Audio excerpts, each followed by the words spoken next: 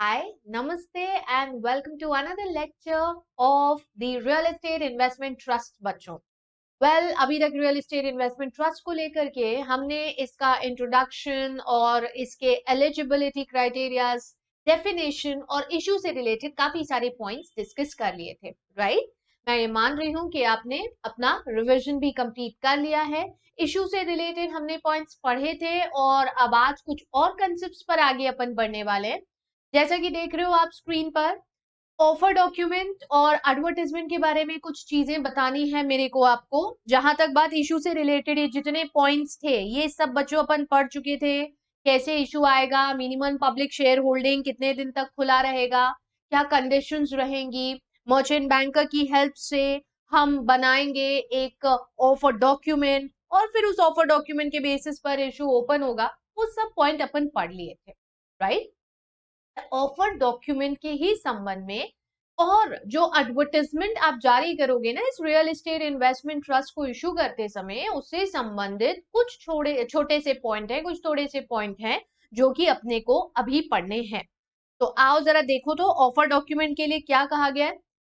सबसे पहला green box जो आपको स्क्रीन पर दिख रहा है वो आपसे ये कह रहा है कि भाई ऑफर डॉक्यूमेंट जो बनाया जाएगा, of course it shall contain all the material and important details that should be true, fair and correct and adequate disclosures should be made ताकि उसे पढ़कर इन्वेस्टर्स अपना इन्वेस्टमेंट का डिसीजन बना सके। क्वाइट ऑब्वियस ना, इसी को तो पढ़ करके इन्वेस्टर मन बनाता है कि उसे इन्वेस्टमेंट करना है कि नहीं। तो वो सारी डिटेल्स उसमें मौजूद होनी चाहिए जिसे पढ़ करके investors could make the decision, investor could take the decision कि हम इस ट्रस्ट में, रियल एस्टेट इन्वेस्टमेंट ट्रस्ट की स्कीम में इन्वेस्टमेंट करें तो हमें क्या फायदा होगा। The investors can access all the profits and things related to the scheme. ठीक, इस चीज को ध्यान में रखते हुए but without prejudice to the generality of the above condition, ध्यान ये रखा जाए कि स्केड्यूल 3 में जो कंटेंट्स दिए गए हैं इन रेगुलेशन के, वो सब आपके ऑफर डॉक्यूमेंट में होना चाहिए। प्लस समय समय पर जो भी गाइडलाइंस या सर्क्यूलर्स जारी करे जाते हैं, उन गाइडलाइंस और सर्क्यूलर्स में बोर्ड जो भी एडिशनल रिक्वायरमेंट आपको देने का कहती है वो सब आपको यहाँ पर अपने सॉफ्टवेयर डॉक्यूमेंट में रखना पड़ेंगे, इंक्लूड करना पड़ेंगे। ठीक है, किसी भी तरह से शुड नॉट बी मिसलीडिंग और contain any sort of an untrue information और अ स्टेटमेंट। बहुत ऑब्वियस पॉइंट है, ये भी अपन हर जगह पढ़ते हैं ऑफर डॉक्यूमेंट के लिए कि भाई इसमें किसी भी तरह की कोई भी मिसलीडिंग इंफॉर्मेशन नहीं होना चाहिए जिससे कि इन्वेस्टर गुमराह हो सके। कोई भी झूठी या गलत इंफॉर्मेशन इसमें नहीं होना चाहिए। should also not provide any sort of a return of guarantee to the investor। Guarantee कैसे दे सकते हैं यार हम? We can give you an assurance कि जब ये इन्वेस्टमेंट करा जाएगा तो this investment is going to result into so much return, so and so percentage of return। We cannot guarantee any return, we cannot guarantee returns to the investors। तो उस चीज का ध्यान रखा जाएगा। प्लस इसके अलावा all other such disclosures as are specified by the board from time to time, वो सारे के सारे डिस्क्लोजर्स आपको अपने ऑफर डॉक्यूमेंट में देना। समझ गए हैं इतना? क्लियर है ऑफर डॉक्यूमेंट से रिलेटेड चीज? अब देखो जरा सेम लाइन पर एडवर्टाइजमेंट जो आप इशू करेंगे अपनी स्कीम की पब्लिसिटी के लिए, उसके रिलेशन में भी दिया गया है कि द एडवर्टाइजमेंट का जो कंटेंट है, जो मटेरियल है relating to the issue of units should not be misleading and should not contain anything that's extraneous to the contents of the offer document. Offer document से बाहर नहीं जाना है ना। जितना जो ऑफर डॉक्यूमेंट में मेंशन करा गया उससे रिलेटेड चीजें होनी चाहिए। नथिंग शुड बी एक्स्ट्रा और ओवर। जितना जरूरी है, जितना रिक्वायर्ड है, बस उतना ही आप उसमें बताएंगे। उसमें भी सारी चीजें सच हो, मिसलीडिंग कुछ भी ना हो, गलत इंफॉर्मेशन नहीं है। Do not move outside the scope of the offer document. कि हम आपसे पूछ रहे हैं कि भाई बताइए राम जी कौन थे और उन्हें वनवास क्यों हुआ था, और आप ये बताने लग गए कि श्री कृष्ण को हम गिरिराज धरण क्यों कहते हैं, क्योंकि उन्होंने अपनी छोटी उंगली पर गिरिराज पर्वत उठा लिया था। वो नहीं बताना है। Do not move outside the scope. जितना रिक्वायर्ड है, जो चीजें ऑफर डॉक्यूमेंट में, बस उतना ही आपके एडवर्टाइजमेंट में उससे संबंधित सूचनाएं होनी चाहिए। ठीक, हाँ, एडवर्टाइजमेंट में अगर आप किसी तरह की कोई पॉजिटिव हाइलाइट्स दे रहे हो, पॉजिटिव हाइलाइट्स मतलब रिटर्न की गारंटी तो दे ही नहीं सकते अपन कि बस 200% मैंने कह दिया रिटर्न मिलेगा मतलब मिलेगा, वैसा वाला नहीं। But if you just trying to highlight some positive aspects of your scheme जो कि इन्वेस्टर्स को स्टिपुलेट कर सकता है to make the investment in that particular scheme, अगर ऐसे कोई पॉजिटिव हाइलाइट्स है ना बच्चों, तो साथ ही साथ रिस्क फैक्टर्स भी इक्वल इंपॉर्टेंस के साथ आपको बताना है, जो कि सेम प्रिंट साइज में जाएगा जिसमें आपने पॉजिटिव हाइलाइट्स दिए। मतलब अगर आप हाइलाइट्स दे रहे हो, कुछ ऐसा बता रहे हो जो इन्वेस्टर का ध्यान आकर्षित कर सकता है, तो उसका ध्यान सिर्फ अच्छे की तरफ आकर्षित नहीं करना है ना भाई, क्योंकि पॉजिटिव चीजें हो सकती है, रिटर्न हो सकता है, बिल्कुल होगा। But all of us know that the market investments are subject to the risks. Investments in the market are subject to the risk. Risk factors को भी highlight आपको करना पड़ेगा. That is also very very important. And then of course जो भी guidelines और circulars board time time पर जारी करता है, उन सब को आपको कंप्लाई करना है while issuing your advertisement for the promotion of the real estate investment trusts. समझ गए इतना? ठीक है, ऑफर डॉक्यूमेंट एडवर्टाइजमेंट से रिलेटेड चीजें यहां पर खत्म हुई। अब बारी आएगी लिस्टिंग और ट्रेडिंग से रिलेटेड कुछ टर्म्स एंड कंडीशंस की, जो हमें ध्यान रखना है, क्योंकि इशू तो हो गया, अलॉटमेंट भी हो गया, कितनी मिनिमम असेट रखनी है, कितने का ऑफर साइज होगा, एप्लीकेशन साइज क्या होगा, वो सब पॉइंट अपन ने पढ़ लिया। ठीक है, अब जो अलॉट हुए हैं उनकी लिस्टिंग होगी और उनकी ट्रेडिंग होगी। तो as far as some points are concern, जैसे सबसे पहला पॉइंट आपको मैं बता रही हूँ, जहाँ लिखा है मैंडेटरी होती है लिस्टिंग, और 12 हफ्ते के अंदर, 12 वर्किंग डेज के अंदर, I am sorry, 12 working days के अंदर ये हो जानी चाहिए from the date of closure of the offer. Mandatory होती है listing real estate investment trust के यूनिट्स। तो इसके लिए आपको डेजिग्नेटेड स्टॉक एक्सचेंज को अप्लाई करना पड़ता है इन प्रिंसिपल अप्रूवल के लिए, उनसे परमिशन मिलती है, और फिर उसके बाद जब इशू आता है, अलॉटमेंट फाइनलाइज होता है, हम अलॉटमेंट करते हैं, वहां से क्लोजर ऑफ इशू से 12 दिन के अंदर ये सब हो जाता है और लिस्टिंग हो जाती है स्टॉक एक्सचेंज। हाँ, यदि किसी कारणवश लिस्टिंग परमिशन नहीं मिल पाई थी स्टॉक एक्सचेंज से, या जो ऑब्जर्वेशन दिया था सेबी ने आपके ऑफर डॉक्यूमेंट पर, उस ऑब्जर्वेशन लेटर को विड्रॉ कर दिया, जिसके चलते रिकॉग्नाइज्ड स्टॉक एक्सचेंजेस ने अपनी परमिशन विड्रॉ कर रही है, तो फिर ऐसी स्थिति में units are not eligible for listing. और जब लिस्टिंग नहीं हो सकती तो फिर वही होगा कि इशू खत्म हो गया, आपका फेल मान लिया जाएगा, आपको सारा का सारा पैसा रिफंड करना पड़ेगा to all the investors, entire subscription money. 15% per annum के ब्याज के साथ ये पैसा दिया जाएगा, डेट ऑफ अलॉटमेंट के बाद सारा पैसा रिफंड करना है अगर आपकी लिस्टिंग नहीं हो पाती है तो। दिस मीन्स, दिस जस्टिफाइज कि लिस्टिंग मैंडेटरी है। समझ गए इतना? ठीक है, क्लियर हो गया दूसरा पॉइंट। फिर देखो तो तीसरा पॉइंट क्या कह रहा है भाई, स्टॉक एक्सचेंजेस अपने अपने बाय लॉज बनाते हैं, ये हम जानते हैं। तो रियल एस्टेट इन्वेस्टमेंट ट्रस्ट की यूनिट्स की लिस्टिंग, फिर उनकी ट्रेडिंग, क्लियरेंस, सेटलमेंट, पेमेंट, सबके लिए जो भी बाय लॉज बनाए गए हैं एक्सचेंज पर, उन बाय लॉज का कंप्लायंस करा जाएगा। जो भी टर्म्स एंड कंडीशंस हैं, उन टर्म्स एंड कंडीशंस को हमें कंप्लाई करना है, उन्हें फॉलो हमें करना है, और उसी के अनुसार लिस्टिंग, ट्रेडिंग, ये सारी चीजें होंगी रीट्स के यूनिट्स है बच्चों। ठीक, पॉइंट नंबर 4 बड़ा इंपॉर्टेंट है, क्योंकि ये मिनिमम लॉट ऑफ ट्रेडिंग की बात करता है। एक लॉट की ट्रेडिंग जिसकी करी जाएगी, कम से कम उसमें 100 यूनिट्स होने चाहिए। Trading lot for the purpose of trading of units of REIT shall be 100 units, कम से कम 100 यूनिट्स होना उसमें बहुत जरूरी है। समझ रहे हैं इतना? ठीक है, ये जो फिगर्स वाले पॉइंट आ रहे हैं ना, ये आपको बहुत अच्छे से याद रखना है भाई।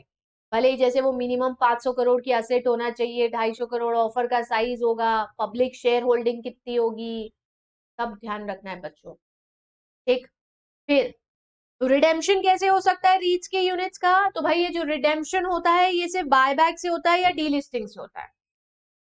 या तो रीट खुद ही, इन्वेस्टमेंट ट्रस्ट खुद ही बायबैक कर ले, और या फिर डीलिस्टिंग हो। डीलिस्टिंग वॉलंटरी भी हो सकती है, खुद रीट भी अप्लाई कर सकता है, यूनिट होल्डर्स का अप्लाई कर सकते हैं, ट्रस्टी बोल सकता है, डेजिग्नेटेड स्टॉक एक्सचेंज खुद से मोटो स्टेप उठा सकता है।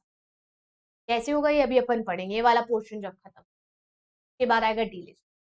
ठीक, मिनिमम पब्लिक शेयर होल्डिंग जो अपन ने पढ़ा था कि भैया अगर आपका पोस्ट इश्यू कैपिटल जो है वो 1600 करोड़ से कम का है तो 25%, फिर 1600 करोड़ या उससे ज्यादा और 4000 करोड़ से कम तो 400 करोड़ और 4000 करोड़ या उससे ज्यादा के लिए 10%, उतना पब्लिक शेयर होल्डिंग हमेशा मेंटेन करके अपने को रखनी है। और जो यदि ऐसा नहीं हो पाया, मिनिमम पब्लिक शेयर होल्डिंग गिर जाती है फ्रॉम व्हाट इज रिक्वायर्ड, ठीक है, तो ऐसी स्थिति में आपके यूनिट्स की डी लिस्टिंग कर दी जाएगी भाई।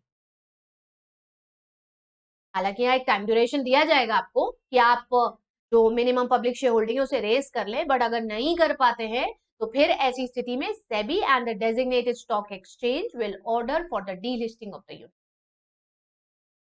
ठीक, ऊपर दी गई सारी में से किसी भी शर्त या सारी शर्तों का यदि आपके द्वारा कंप्लायंस नहीं करा गया, ब्रीच ऑफ कंडीशन अगर हो रहा है as are being specified over here, तो फिर ऐसी स्थिति में trustee may provide a period of 6 months to the manager to rectify the same.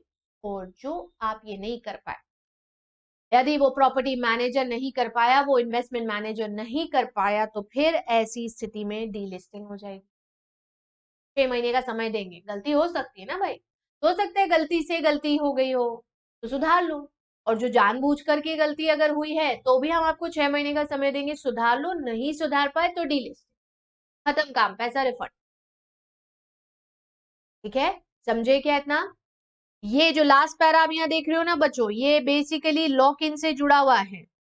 वो पर्सन जिसमें स्पॉन्सर के अलावा दूसरे आएंगे, any person other than the sponsor, जिसके पास रीट के यूनिट्स हैं आईपीओ के पहले से, उसे इन यूनिट्स को कम से कम 1 साल के लिए होल्ड करना पड़ेगा for a period of not less than 1 year from the date of listing of these units. कम से कम 1 साल तो उन्हें होल्ड करके रखना पड़ेगा आईपीओ के आने के बाद और लिस्टिंग होने के बाद। तो सॉर्ट ऑफ लॉक इन कह सकते हो कि जो पहले की सिक्योरिटीज है वो मिनिमम उतने समय आपको होल्ड कर, स्पॉन्सर के अलावा जो है उनको। ठीक है, समझ गए क्या इतना? चलो, तो ये हो गया लिस्टिंग वाला पार्ट। एलिजिबिलिटी क्राइटेरिया होगा, इशू हो गया, लिस्टिंग हो गया। अब क्या आएगा? अब डी लिस्टिंग आ जाएगा और 5वें पार्ट में इन्वेस्टमेंट कंडीशंस आ जाएंगे। ठीक है, डी लिस्टिंग कब भाई? एज आई टोल्ड यू अभी अभी, डी लिस्टिंग खुद वॉलेंटरीली ट्रस्ट बोल सकता है या इन्वेस्टर्स यानी जो यूनिट होल्डर्स है वो मांग सकते हैं, सेबी डेजिग्नेटेड स्टॉक एक्सचेंज भी ऑर्डर कर सकता है।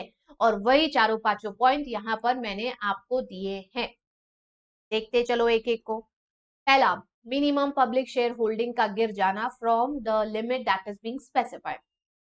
ऐसी बात है, जो लिमिट दी गई है उस लिमिट से यदि आपकी पब्लिक शेयर होल्डिंग कम हो जाती है तो फिर ऐसी स्थिति में टाइम ड्यूरेशन अभी अभी तो पड़े आपको देंगे, और जो उसमें आप नहीं रेस कर पाए तो फिर ऐसी स्थिति में क्या हो जाएगा भाई? फिर ऐसी स्थिति में यूनिट्स की डीलिस्टिंग हो जाएगी। ठीक, दूसरा पॉइंट आपसे कहता है कि रीट के पास कोई भी प्रोजेक्ट्स या असेट्स बचे ही नहीं है। All the point of time 500 crore की एसेट्स होना चाहिए, स्पेशली आईपीओ के समय। तो कोई प्रोजेक्ट या असेट्स बची ही नहीं है रीट्स के पास, and plus for a period exceeding 6 months, यानी कि ये पूरे 6 महीने ऐसे निकल चुके हैं, 6 महीने से ज्यादा, जिसमें कोई असेट्स नहीं आई, कोई प्रोजेक्ट नहीं आई, और further you are not proposing और planning to invest in any project in the future, यानी आगे चल करके कोई ऐसी प्लानिंग भी नहीं कर रहे हो आप, तो फिर पूरे स्ट्रक्चर को रखने का मतलब ही क्या है? डीलिस्टिंग हो जाएगी यूनिट्स। ठीक है, 6 महीने तक आपके पास कोई असेट्स ही नहीं बची हैं, तो अब जब असेट्स ही नहीं बची हैं आपके पास, तो इन्वेस्टर्स से पैसा किस नाम पे लोगे? उन असेट्स में रेंट इनकम मिलेगी ये सोच के तो इन्वेस्टर पैसा दे रहा था कि भाई मैं बीकेसी में वो 10 करोड़ की संपत्ति तो नहीं खरीद पा रही हूँ, बट इस ट्रस्ट ने परचेज करा है और अब उससे जो किराया आएगा उसका एक हिस्सा मुझे मिलेगा अगर मैं इन्वेस्ट कर रही हूँ तो। बट ऐसी कोई एसेट बची नहीं, ना कोई फ्यूचर प्लानिंग है आपके पास कोई प्रोजेक्ट में इन्वेस्टमेंट की, फिर ऐसी स्थिति में डीलिस्ट हो जाए। हाउएवर, यहाँ पर एक प्रोविजन है यही वाला, ये जो 6 महीने का टाइम ड्यूरेशन है एक्सटेंड हो सकता है, द पीरियड में be extended by further 6 months with the approval of the unit holders as may be specified in the regulation।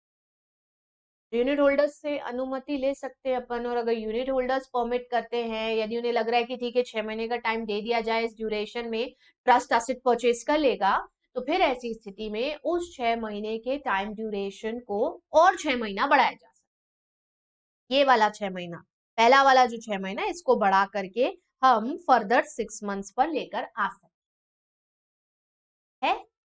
समझे? उसके बाद भी अगर कोई प्रोजेक्ट नहीं आया, कोई एसेट्स नहीं परचेज कर पाए, तो मैंडेटरी डीलिस्ट हो।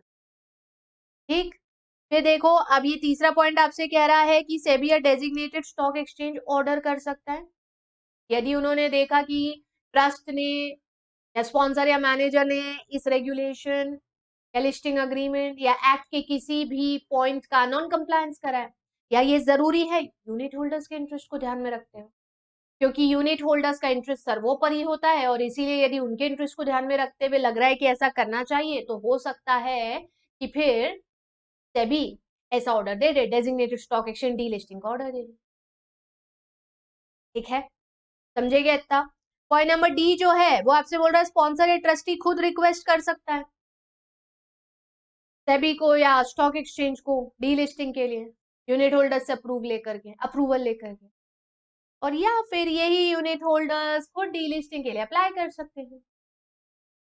तो इतने सारे वेज हैं जिसमें डीलिस्टिंग हो जाएगी, बट अब यहाँ पर कुछ और एडिशनल पॉइंट है जो कि आपको ध्यान रखना पड़ेंगे। जैसे ये जो सेकेंड पॉइंट देख रहे हो, सेबी और रिकॉग्नाइज्ड स्टॉक एक्सचेंज के पास यदि एप्लीकेशन आती है, ट्रस्टी लगाता है, स्पॉन्सर लगाता है, यूनिट होल्डर्स लगाते हैं, it is completely eight there description उनको उस चीज को एक्सेप्ट करना है या नहीं।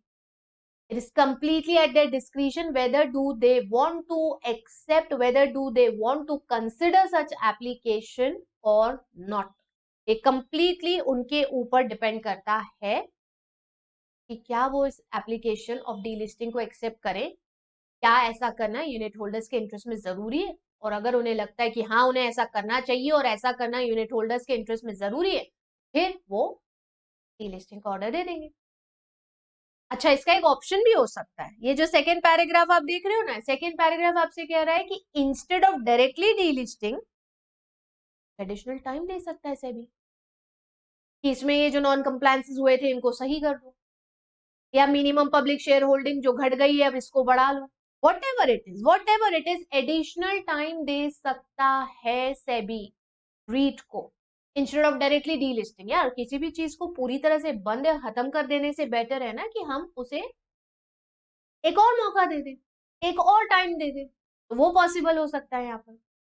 ठीक है, और ये भी हो सकता है कि सीधे सीधे एप्लीकेशन को रिजेक्ट ही कर दिया जाए और दूसरा जो रिक्वेस्ट एक्शन है वो सेबी ले, जैसा उसे ठीक लग रहा है। यदि वॉयलेशन ऑफ लिस्टिंग अग्रीमेंट या सेबी एक्ट या रीट रेगुलेशंस, इनमें से किसी का भी वॉयलेशन हुआ है, तो इंस्टेड ऑफ डीलिस्टिंग और ज्यादा सिवियर नेचर के स्टेप्स भी उठा सकता है सेबी, ये भी ध्यान रखिए, सिर्फ डीलिस्टिंग नहीं, उससे ज्यादा सिवियर नेचर का काम भी कर सकता है सेबी। समझ रहे डीलिस्टिंग का कॉन्सेप्ट? ठीक, चलिए प्रोसीजर क्या होगा, तो भैया प्रोसीजर जो रहेगा इसमें सबसे पहले एक एग्जिट ऑप्शन दिया जाएगा यूनिट होल्डर्स को in accordance with the listing agreement, और बाकी फिर सेबी जो भी बताएगा वो प्रक्रिया का पालन करते हुए हम डीलिस्टिंग कर देंगे। ठीक, बहुत ज्यादा चीजें हमें यहाँ पर है नहीं। जब डीलिस्टिंग करी जाएगी तो फिर ये ध्यान रखा जाएगा कि रीट को फाइनली वाइंड अप करा जाएगा, और जो भी एसेट्स उसके पास कुछ बची हुई हैं उन सब एसेट्स को फिर ऑफ कोर्स ये बातें क्या करेंगे, बेचेंगे, ताकि जिन यूनिट्स का, जो यूनिट होल्डर्स हैं जिनके यूनिट्स अब खत्म हो रहे हैं क्योंकि रीट ही वाइंड अप हो रहा है, उनको उनका पेमेंट दिया जाएगा। जो भी एसेट्स जितनी भी, थोड़ी बहुत ज्यादा कम जितनी भी, उन सब एसेट्स को बेचा जाएगा। ठीक है, and finally after that the REIT shall surrender the certificate of registration to SEBI. And बच्चों बड़ी इंपॉर्टेंट चीज यहां पर जो आपको ध्यान रखना है, it shall no longer undertake the activity of REET.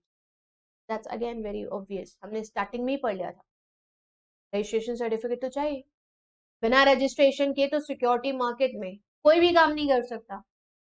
तो यहाँ वही पॉइंट है कि भैया रजिस्ट्रेशन तो कराना पड़ता है, और रजिस्ट्रेशन का सर्टिफिकेट अगर सरेंडर कर दिया तो उसके बाद वो काम नहीं कर सकते आप। तो फाइनली आफ्टर डी लिस्टिंग क्या होगा, रीट अपना सर्टिफिकेट सरेंडर करेगा और उसके बाद फिर it will no longer undertake any activity as a REET.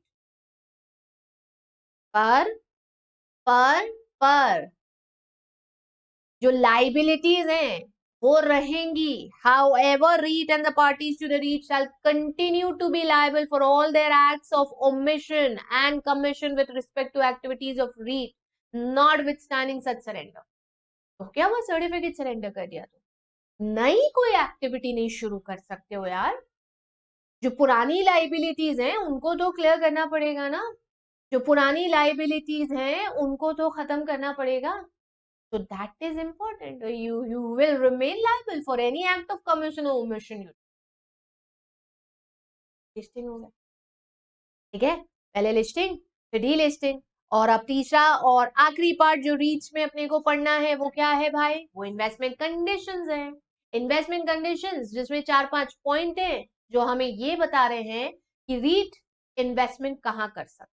पहले हमें ये तो पता है ऑफ कोर्स रियल एस्टेट में ही करता है, उसमें भी मैम अपन पढ़ चुके हैं ना कि वो कंप्लीटेड असेट्स में करना पड़ता है। कंप्लीटेड रियल एस्टेट में अपन ये इन्वेस्टमेंट करते हैं, कंप्लीटेड रेंट जनरेटिंग होना चाहिए रियल एस्टेट में हम ये इन्वेस्टमेंट करते हैं। तो वो तो है।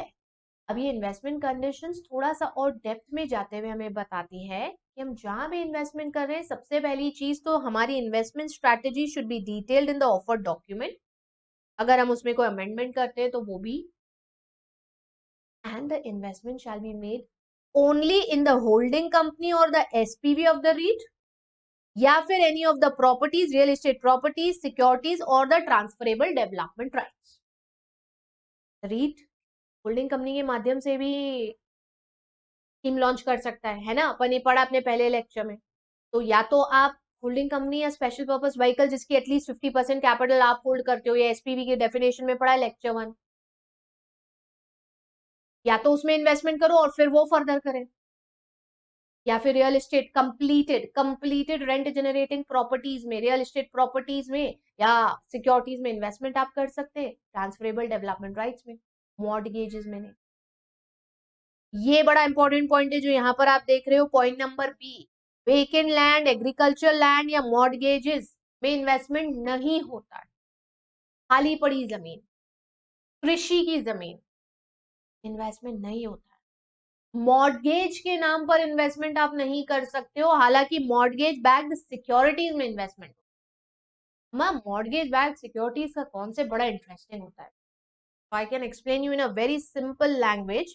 मॉर्टगेज बैक्ड सिक्योरिटीज एक ऐसा हाइब्रिड है बच्चों, जिसमें क्या होता है, जब भी लोग बैंक या फाइनेंशियल इंस्टीट्यूशन से प्रॉपर्टी लोन्स लेते तो मोस्ट ऑफ द टाइम उसमें मॉर्टगेज क्रिएट होता है एसेट पे। भाई मैं लोन ले रही हूँ ना, तो अब अपनी प्रॉपर्टी को खरीदने के लिए जब बैंक से लोन लेती हूँ तो उस प्रॉपर्टी के जो ओरिजिनल कागजात हैं वो बैंक को दे देती हूँ।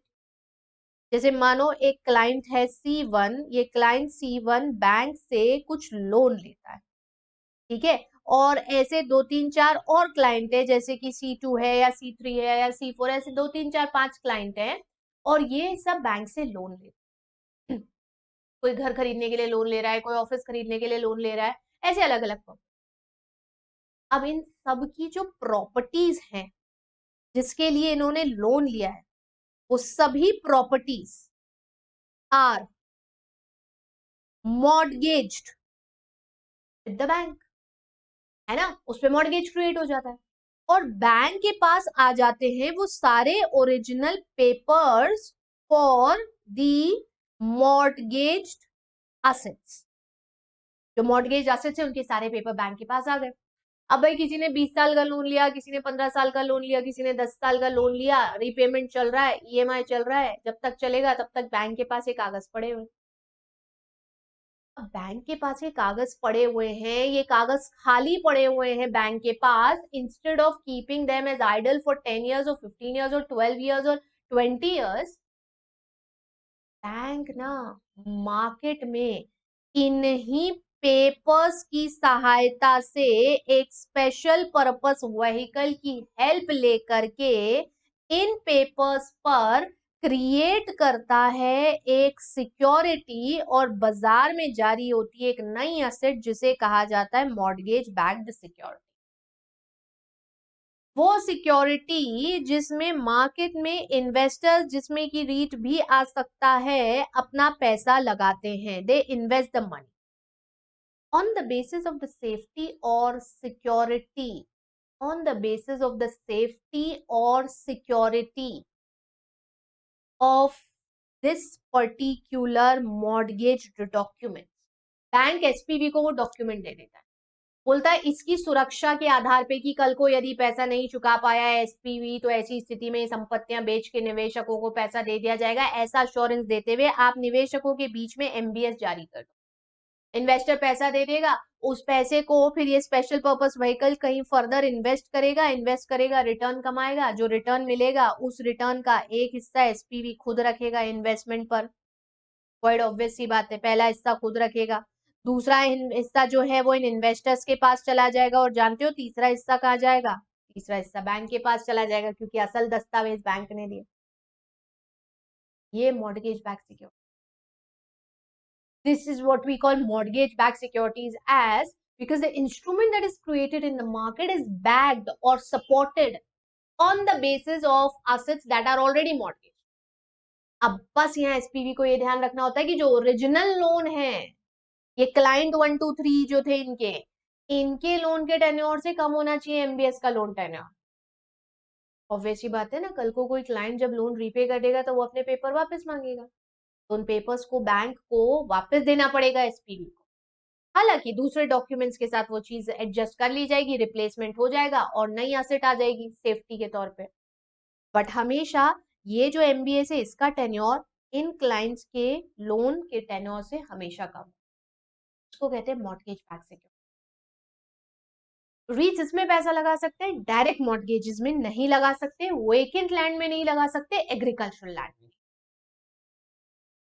मुझे इतना क्लियर हुआ है कंसेप्ट?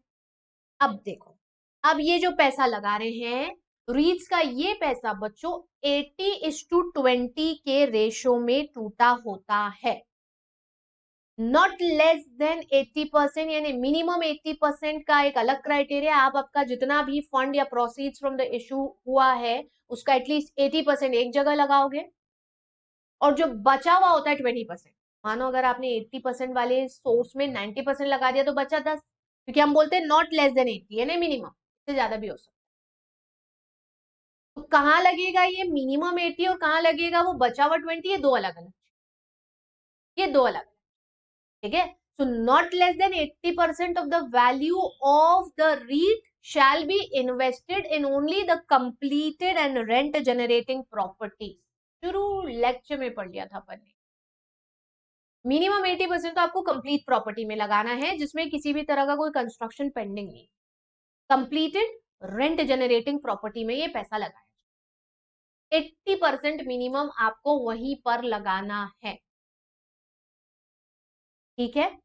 हालांकि इसमें आपको ये 2-3 पॉइंट यहाँ पर दिए गए जो ध्यान रखना पड़ेंगे बच्चों, कि जैसे मानो अगर आप इन्वेस्टमेंट कर रहे हो होल्डिंग कंपनी या एसपीवी की सहायता से, भले ही इक्विटी में पैसा लगा रहे हो या डेप्थ में पैसा लगा रहे हो या इक्विटी लिंक्ड इंस्ट्रूमेंट्स में या पार्टनरशिप में पैसा लगा रहे हो, जिस भी एसेट में इन्वेस्ट कर रहे हो, जिस भी एसेट में इन्वेस्ट कर रहे हो, वो इन्वेस्टमेंट या तो आप होल्डिंग कंपनी के माध्यम से कर रहे हो या फिर एसपीवी के माध्यम से कर रहे हो या इनके साथ मिल करके कर रहे हो। और ये इन्वेस्टमेंट कैसे कर रहे हैं भाई? ये इक्विटी शेयर खरीद, ये इक्विटी शेयर खरीद रहे हैं या इक्विटी लिंक्ड इंस्ट्रूमेंट खरीद रहे हैं, इक्विटी लिंक्ड इंस्ट्रूमेंट खरीद रहे हैं, डेप्थ इंस्ट्रूमेंट खरीद रहे हैं, पार्टनरशिप इंटरेस्ट में लगा रहे हैं पैसा, तो only portion of the direct investment in properties by such holding companies and और special purpose vehicles shall be considered.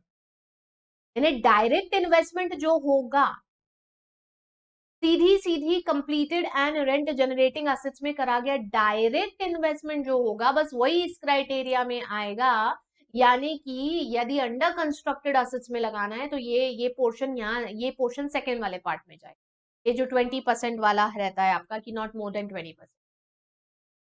हाँ, अगर प्रोजेक्ट इंप्लीमेंटेशन स्टेज में भी है भाई जैसे मानो एक 5 मंजिला इमारत है, उसकी 5 मंजिल बन के तैयार हो गई है, हालांकि कुछ लाइटनिंग का काम, कुछ प्लम्बिंग का काम, ऐसे सब छोटे मोटे बेसिक काम बचे हुए हैं यहाँ पर। तो the part of the project which is completed and rent generating shall be consider. मतलब फिर पैसा सिर्फ उस पार्ट ऑफ प्रोजेक्ट में लगाया जाएगा जो कंप्लीटेड है और रेंट जनरेट। जो बचा हुआ पैसा है, या अगर लगाना चाह रहे हो अंडर कंस्ट्रक्टेड में, तो वो फिर 20% से ज्यादा नहीं। मतलब यार देखो सीधा सा है कि भाई ये मान लो सपोज में आपका झोला है, ये झोला है रियल इस्टेट इन्वेस्टमेंट ट्रस्ट का, ये रियल इस्टेट इन्वेस्टमेंट ट्रस्ट का झोला है, जिसमें क्या भरे हुए हैं भाई, पैसे भरे हुए हैं। अब इसमें जितने भी पैसे भरे हुए हैं, मानो सपोज में इसमें 500 करोड़ रुपए हैं, ठीक है, तो इसके दो division, not less than 80% and not more than 20%। Not less than 80% and not more than 20%, ऐसे दो डिवीजन करे जाएंगे। न्यूनतम 80% धनराशि सिर्फ और सिर्फ completed rent generating real estate में लगाना है, एसेट खरीदने के लिए, या इक्विटी में इन्वेस्टमेंट कर सकते हैं, यानी कि होल्डिंग कंपनी की इक्विटी में इन्वेस्टमेंट कर लो भाई, या एसपीवी, एसपीवी की इक्विटी में इन्वेस्टमेंट कर लो, या अगर वो एलएलपी है तो पार्टनरशिप में शेयर खरीद लो, और फिर वो जाकर के उस एसेट को परचेस कर ले। और वो जिस एसेट को परचेस करेगी उसका एटलीस्ट, वो जिस भी एसेट को परचेस करेगी ना, उस एसेट का भी एटलीस्ट कंप्लीटेड और रेंट जनरेटिंग होना जरूरी। अगर इम्प्लीमेंटेशन वाले प्रोजेक्ट में, जो अभी इम्प्लीमेंटेशन स्टेज में है, उस प्रोजेक्ट में पैसा लगा रहे हो, तो भी ये ध्यान रखना है कि 80% पैसा तो सिर्फ completed and rent generating asset में, और जो बचा हुआ है वो फिर अंडर कंस्ट्रक्शन वाले जो प्रोजेक्ट्स होते हैं उनमें लगाया जाए। तो अब खुद से अगर रियल एस्टेट इन्वेस्टमेंट ट्रस्ट करेगा तो सीधे एसेट ही खरीदेगा, और अगर होल्डिंग कंपनी यानी प्रॉपर्टी या सिक्योरिटी खरीदेगा, टीडीआर लेगा। और अगर होल्डिंग कंपनी के शेयर ले रहा है और फिर होल्डिंग कंपनी लगा रही है, या एसपीवी के शेयर ले रहा है और फिर वो लगा रही है, तो फिर उसके शेयर या उसके जो भी पार्टनरशिप इंटरेस्ट है में इन्वेस्टमेंट कर, और वो फर्दर फिर उस एसेट को खरीदेगा। उसके लिए यहाँ पर आपको एक क्राइटेरिया दिया गया 80%, ठीक है। और फिर ये लास्ट पार्ट क्या है कि नॉट मोर देन 20% जो है वो आपको इन्वेस्ट करना है ऊपर दिए गए एरियाज के अलावा। तो वो क्या क्या हो सकते हैं भाई, वो प्रॉपर्टीज हो सकती है, कौन सी, अंडर कंस्ट्रक्शन प्रॉपर्टीज हो सकती है which has been held by REIT for a period of not less than 3 year after completion. Under construction properties है but which shall be held by REIT for at least 3 years after completion, यानी बाद में भी 3 साल तक hold करके रखना है। ऐसा नहीं कि बनाया और बेच करके खत्म कर देंगे, बनने के बाद भी 3 साल रीट को होल्ड करके रखना पड़ेगा। तो नॉट मोर देन 20% आप ऐसे अंडर कंस्ट्रक्शन प्रोजेक्ट्स में लगा सकते, या ऐसे अंडर कंस्ट्रक्शन प्रोजेक्ट जो पार्ट तो है एग्जिस्टिंग इनकम जनरेटिंग प्रॉपर्टीज का, but which shall be held by REIT for a period of not less than 3 years after completion. जैसे एक बिल्डिंग है, आधा पार्ट बन गया, आधा बचा हुआ, आधा पार्ट ऑपरेशनल है, आधा बचा हुआ है, तो आपका 80% तो वो बने हुए पार्ट में जाएगा क्योंकि वो कंप्लीटेड है और रेंट जनरेटेड है, जनरेटिंग है। बट नॉट मोर देन 20% आप उसमें भी इन्वेस्ट कर सकते हो, वो वाला पोर्शन जो भी कंप्लीट नहीं हुआ है, जिससे अभी रेंट इनकम नहीं मिल रही है बट आने वाले समय में मिल जाएगी, और बनने के बाद अगले 3 साल तक उसको होल्ड करके रखना। It is a part of already existing income generating project. There is a project that's income generating, a part of which is still under construction, not more than 20% उसमें लगा सकते हो। और तीसरा पार्ट जो कह रहा है completed but not rent generating projects which shall be held by REIT for a period of not less than 3 years after the date of purchase। Complete है पर आज की डेट में रेंट जनरेट नहीं कर रहे, आने वाले समय में करेंगे, और फिर आपको परचेज से 3 साल तक उसे होल्ड करके रखें। कोई आउटस्कर्ट्स ऑफ द सिटी, शहरी इलाकों से काफी दूर जाकर के कोई कमर्शियल कॉम्प्लेक्स बन रहा है, अब बन गया है, तैयार है, लेकिन अभी रेंट पे नहीं गया है, अभी लोगों ने वहां दुकानें नहीं खरीदी है, तो अभी एकदम रेंट नहीं आ रहा है वहां से, आने वाले समय में आ सकता है। ऐसी प्रॉपर्टी में इन्वेस्टमेंट अगर करना है तो फिर ऐसी स्थिति में ध्यान रखना रहेगा कि नॉट मोर देन 20% उसमें इन्वेस्ट होगा, पहला तो, और दूसरा परचेज के बाद अगले 3 साल तक तो कम से कम रीट को उसे होल्ड करके रखना पड़ेगा, ट्रांसफर नहीं कर। समझ गए इतना? क्लियर हुआ? तो मोस्टली मेजर पोर्शन हमें कंप्लीटेड रेंट जनरेटेड या रेंट जनरेटिंग प्रॉपर्टीज में लगाना है, नॉट मोर देन 20%। ऐसे अंडर कंस्ट्रक्शन प्रोजेक्ट्स में लगा सकते हैं जो पूरा ही अंडर कंस्ट्रक्टेड है या पार्ट है किसी एग्जिस्टिंग इनकम जनरेटिंग प्रोजेक्ट का, और या फिर पूरा कंप्लीटेड है बट रेंट जनरेटिंग नहीं। इन तीनों स्थिति में 3 साल तक उन एसेट्स को होल्ड। आगे देखो इसके अलावा कहाँ का पैसा लगा सकते हैं, तो भाई लिस्टेड या अनलिस्टेड डेप्थ ऑफ कंपनीज या बॉडी कॉर्पोरेट जो रियल एस्टेट सेक्टर में डील करती है में पैसा लगा सकते हो। रियल एस्टेट हर जगह कॉमन है, ठीक है। मॉर्गेज बैक सिक्योरिटीज पढ़ चुके हो, उसमें लगा सकते हो। इक्विटी शेयर्स ऑफ ऐसी कंपनी जो लिस्टेड है recognised stock exchanges in India पर and which drive 75% minimum not less than 75% of the operating income from real estate activities, या अनलिस्टेड इक्विटी शेयर्स ऑफ ऐसी कंपनी जिनकी 75% of the operating income real estate activity से आती है। और ये सब हमें कैसे पता चला है भाई? लेटेस्ट ऑडिटेड बैलेंस शीट ऐसी कंपनीज की देख करके, लिस्टेड हो चाहे अनलिस्टेड हो। गवर्नमेंट सिक्योरिटीज में पैसा लगा सकते हैं, money market instruments, cash, cash equivalents में पैसा लगा सकते हैं, TDRs for the purpose of utilization with respect to project which wherein which it has already made an investment. Transferable development rights में भी आप पैसा लगा सकते हो। बस एक रीट किसी दूसरे रीट के यूनिट्स में इन्वेस्टमेंट नहीं कर सकता, नहीं परचेज कर सकता, and it shall also not undertake lending to any person of its own unit. इतना ध्यान समझ रहे हैं इतना? ठीक है, क्लियर हो गया क्या भाई? ये रिस्ट्रिक्शन ऑफ इन्वेस्टमेंट वाला पूरा क्राइटेरिया आप सब लोगों को 80%, 20% और बाकी दूसरे सोर्स, इतना ध्यान रखना है, ठीक है। बचा हुआ एक आखिरी पॉइंट आपके सामने है जो बड़ा इंपॉर्टेंट है, इसीलिए मैंने इसको ग्रीन कलर से हाईलाइट कर दिया। और ये पॉइंट आपसे क्या कहता है भाई? तो ये पॉइंट आपसे ये कहता है बच्चों कि not less than 90% of the distributable cash flows of the REIT shall be distributed to the unit holder. Income का 90% नहीं बोल रहे, लाइबिलिटीज पे ऑफ करने के बाद जो डिस्ट्रीब्यूटेबल फ्लोज बच रहा है, इनकम फ्लो बच रहा है, उसका 90% मिनिमम यूनिट होल्डर्स में डिस्ट्रीब्यूट करना है। और ये हर 6 महीने में एक बार होगा, हर 6 महीने में एक बार डिक्लेरेशन होगा और डिक्लेरेशन से 15 दिन में पे हो जाना चाहिए। इतना आपको ध्यान, समझ गए? ये क्लियर हो गया है ये कंसेप्ट, ठीक है। This is all about listing and then delisting and then investment. अब आ रहा है आपका एक पार्ट और जो कि मीटिंग्स और यूनिट होल्डर्स के राइट्स को समझा रहा है। तो कुछ बहुत छोटे छोटे से पॉइंट हैं जो मैंने यहाँ पर आपके लिए सम अप करे हैं कि भाई यूनिट होल्डर्स के पास डिस्ट्रीब्यूटेबल जो प्रॉफिट्स हैं या इनकम है या डिस्ट्रीब्यूशन बोलो, इन्हें प्राप्त करने का अधिकार होगा। वो जिन्हें अश्योर कराए रीट ने इन द ऑफर डॉक्यूमेंट या ट्रस्ट डीड, उतना इनको मिलेगा।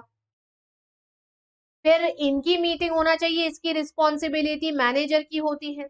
और मीटिंग में जो भी प्रक्रिया है, कैसे चलाना है, कौन से रेगुलेशन का कंप्लायंस है, everything is to be taken care of by the manager.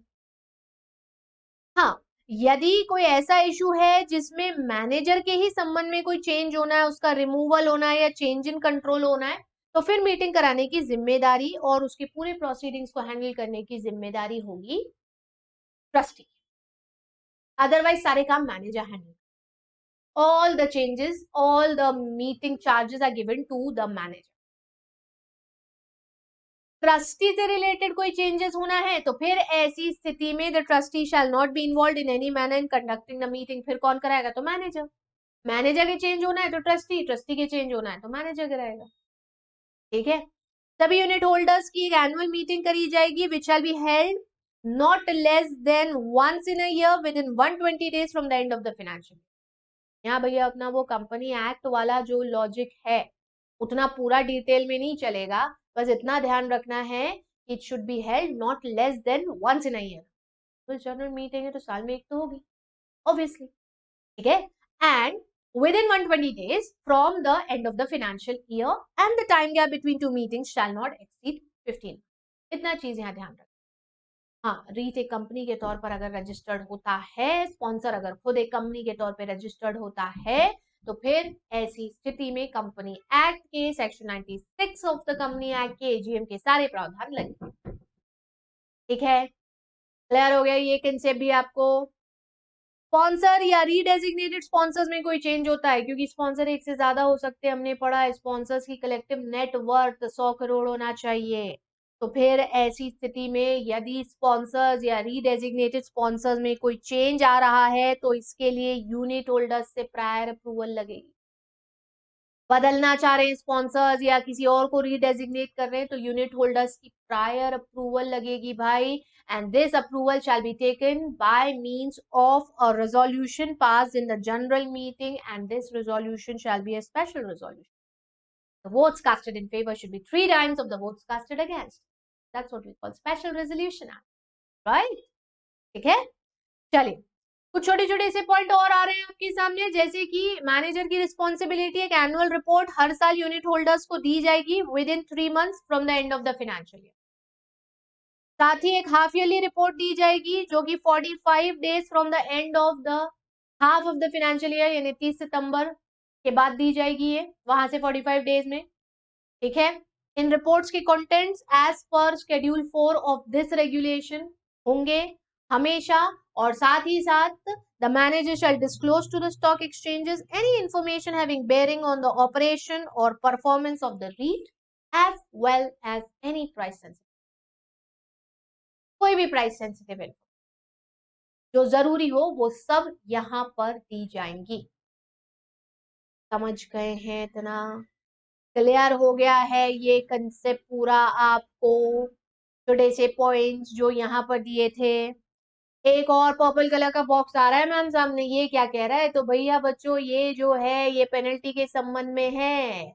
If the REIT or any person related to the REIT contravenes any of the provisions of the Act or these regulations or the notifications or the guidelines or the circulars or the instructions as issued by SEBI or the exchange from time to time, it shall be liable for action under the SEBI Intermediary Regulations 2008, जहां monetary penalty fine के तौर पर और imprisonment भी हो सकता है. बच्चों समझ गए हो? क्लियर है इतना कंसेप्ट? चलो एक लास्ट पार्ट है, चैप्टर तो वैसे यहाँ पर खत्म हो चुका है, बट एक अमेंडमेंट जो कि 18 जनवरी 2018 को आया था, जिसके चलते स्ट्रैटेजिक इन्वेस्टर्स का एक कॉन्सेप्ट इंट्रोड्यूस हुआ. स्ट्रैटेजिक इन्वेस्टर्स जो कि रियल एस्टेट इन्वेस्टमेंट ट्रस्ट और इवन इंफ्रास्ट्रक्चर इन्वेस्टमेंट ट्रस्ट में इन्वेस्टमेंट कर सकते हैं. सेबी ने परमिशन दी है via this circular that was issued that strategic investors can also participate in REITs and INVITs, that's infrastructure investment. Strategic investors कौन होते हैं? तो ये देखो यहाँ आपके सामने ये 5 ऑप्शन दिए गए हैं, ये पांचों स्ट्रैटेजिक इन्वेस्टर्स की कैटेगरी में आते हैं. फर्स्ट, एक इंफ्रास्ट्रक्चर फाइनेंस कंपनी जो कि रजिस्टर्ड है with RBI as an NBFC, यानी कि non banking finance company but infrastructure sector से. ठीक है, शेड्यूल कमर्शियल बैंक हो सकता है, इंटरनेशनल मल्टीलैटरल फाइनेंशियल इंस्टीट्यूशन हो सकता है, कोई ऐसी NBFC that is being declared as systematically important NBFC by RBI या फॉरेन पोर्टफोलियो इन्वेस्टर. ये सब स्ट्रैटेजिक इन्वेस्टर्स की कैटेगरी में आते हैं जो जॉइंटली या सेवरली नॉट लेस देन 5%, अगर करना चाह रहे हैं तो minimum 5% of the offer size का इन्वेस्टमेंट करते हैं रीट में या इंफ्रास्ट्रक्चर इन्वेस्टमेंट ट्रस्ट में. बस ये ध्यान रखना कि अगर फॉरेन पोर्टफोलियो इन्वेस्टर्स हैं तो फेमा के प्रावधान और आरबीआई की गाइडलाइंस भी फॉलो करें. समझे? कुछ छोटे से की पॉइंट्स यहाँ पर. इनकी होल्डिंग के संबंध में मिनिमम 5% होगी बट मैक्सिमम 25% ही होगी.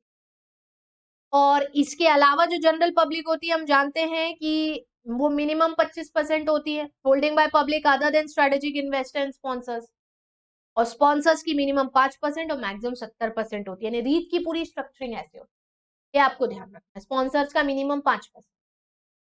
ठीक है, फिर आपके ये स्ट्रेटेजिक इन्वेस्टर्स होते हैं कॉर्नर स्टोर इन्वेस्टर्स के अलावा होते हैं. ठीक है, इनका फिर मिनिमम 5%, मैक्सिमम 25%.